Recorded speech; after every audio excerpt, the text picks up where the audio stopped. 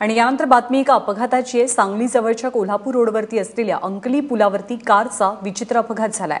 पुलाला आदळल्यामुळे कारचा चुराडा झाला, मात्र पुलाच्या एका बाजूला ही कार अडकली, त्यामुळे मोठी जीवितहानी टळली आहे।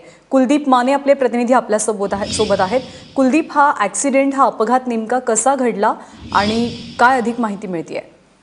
ज्ञानदा, ही कार अंकली पुलावरून ज्यावेळी सांगलीच्या दिशेने येत होती त्याचवेळी चालकाचं नियंत्रण गाडीवरती सुटलं आणि ही कार सरळ पुलाच्या संरक्षण कक्षात थटली। मात्र यामध्ये सुदैवानं लोखंडी अँगलमध्ये ही कार काही भाग अडकला आणि त्यामुळेच ही कार खाली न पडता जवळपास 100 फूट खाली कृष्णा नदी आहे, त्यामुळे ही कार या खोलीमध्ये न कोसळता त्या कठड्याच्या मधोमध अडकली। त्यामुळे सुदैवानं गाडीमध्ये एक चालक आणि 2 बाकीचे जे लोक होती ते लोक सुखरूप वाचले। त्यामुळे हा जो जुना पूल आहे त्या जुन्या पुलाचा देखील संरक्षणाचा मुद्दा या अपघाताच्या निमित्तानं समोर आला। कुलदीप, धन्यवाद या माहितीबद्दल।